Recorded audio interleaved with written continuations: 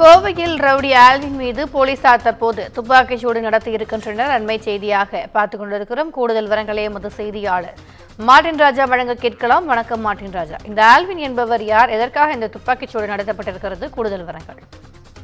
Alvin என்பவர் நாகர்கோவில் பகுதியைச் சேர்ந்தவர். இவர் கோவையிலே தங்கி பணிபுரிந்து வருகிறார்.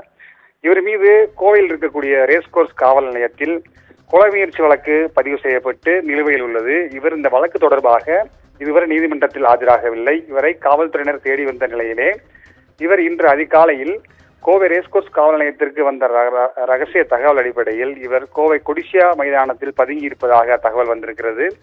இதனைத் தொடர்ந்து ரேஸ்கோர்ஸ் காவல் நிலைய உதவி ஆய்வாளர் கார்த்திகேயன் தலைமையிலான தனிப்படையினர் உடனடியாக புறப்பட்டு கொடிசியா மைதானத்திற்கு புறப்பட்டு சென்றனர்.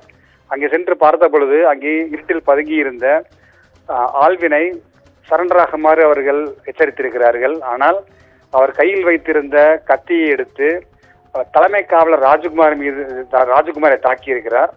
இதில் அவர் கையிலே வெட்டுக்காயம் ஏற்பட்டது.